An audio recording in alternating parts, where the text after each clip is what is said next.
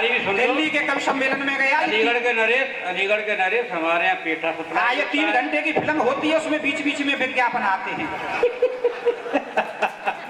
मैं ना कह रहा हूँ, मेरे यहाँ से जूता सप्लाई होता है आगरा में।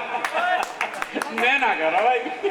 डॉक्टर साहब सही कह रहे हैं, हम बड़ी बड़ी दूर जाते हैं और साहब हमको लोग वहाँ की जो प्रसिद्ध चीज होती है वो भेंट करते हैं।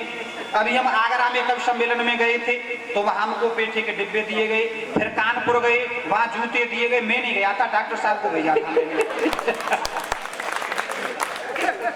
यहाँ पागल खाना भी है। तो कहना बिल्कुल सही बात है, लेकिन यहाँ ठीक होके जाते हैं पागल, ये सबसे बड़ी खूबी है। तब कहना चाहूंगा अभी दिल्ली के कवि सम्मेलन में गया, वहाँ हमारी बहन चेतना जी भी थी, लेकिन वहाँ किसी ने कभी ताली नहीं बजाई। तब मैंने दिल्ली में क्या कहा कि जो भी काम करो ना है आज कर लीजिएगा, कल पर छोड़ा तो कभी ना कर पाओगे। कल की साथ किसको पता है? क्या बात? कि जो भी काम करो ना है आज कर लीजिएगा, कल पर छोड़ा तो कभी ना कर पाओगे। और तालियों का कोटा पूरा कीजिए इसी जन्म में, शेष जो रही तो तुम बहुत तो पछताओगे। कि अगले जन्म में तालियां पूरी करने के लिए गाओगे बधाई और ठुमके लगाओगे। ये एतमादपुर के श्रोता बड़े साहब समझदार हैं, पहले ही समझ जाते हैं कि जो भी काम करना है आज कर लीजिएगा, कल पर छोड़ा तो कभी ना कर पाओगे। और तालियों का कोटा पूरा कीजिए इसी जन्म में, शेष जो रही तो तुम बहुत तो पछताओगे। कि अगले जन्म में तालियां पूरी करने के लिए गाओगे बधाई और ठुमके लगाओगे। और नेक देने में जो किसी ने भी आनाकानी की तो आप जोर जोरदार तालियां बजाओ। बहुत बढ़िया, बहुत बढ़िया। तो साहब बड़ी तालियां बजी। बहुत बढ़िया। डॉक्टर साहब ने ये कहा था कि कवि सम्मेलन समय से शुरू हो जाएगा तो आपको समय से आना है।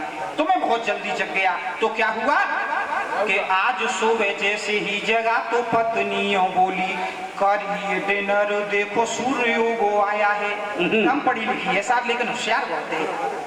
कि आज सुबह जैसे ही जगा तो पत्नियों बोली, करिए डिनर देखो सूर्य उगो आया है। और मैंने कहा डिनर तो रात के खाने को कहे, सही बोला करो कई बार समझाया है।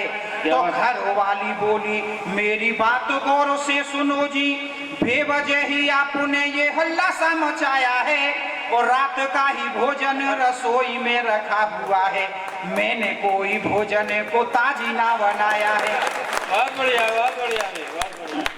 कि शादी जब हुई तो घर वाली मेरे घर आई। मेरे ही घर आएगी डॉक्टर साहब? अरे जो कहना स्वागत है।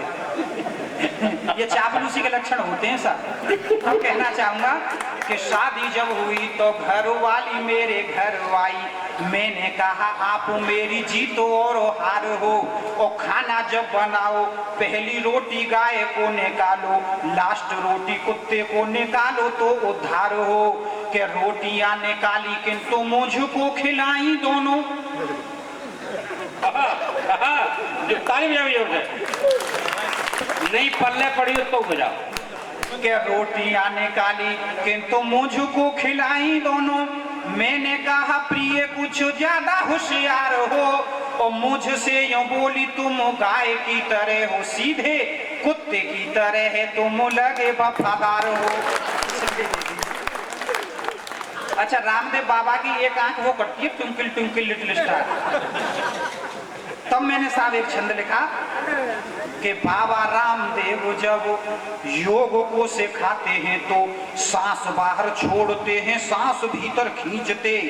और योग के ही साथ साथ देते उपदेश रहे, आने वाली पीढ़ियों को योग से हम सींचते। क्या बात है? कि सर तो जमीन पर है, टांगे आसमान को है। शीर्षासन करते हैं साहब कि सर तो जमीन पर है, टांगे आसमान को है। फड़फड़ाते बाजुओं को, मुट्ठियों को भींचते। और एक योग बाबा का तो समझ न आया मेरे, बात जब वो करते हैं तो बाईं आंख मींचते। कि एक योग बाबा का तो समझ न आया मेरे, बात जब करते हैं तो बाई आंख मीचते। मैं जैसे ही यहाँ आया था तो डॉक्टर साहब मुझसे बोले कि जेल में से किसी कवि ने हास्य नहीं निकाला है, अगर आप जेल में से हास्य निकाल दो तो मैं मान जाऊंगा कि आप मुसज्जी हो। भैया आप चाय लाए हो, मैं आपसे कुछ नहीं कहूंगा कि आप प्रधानमंत्री के लक्षण दिख रहे हैं मुझको आप।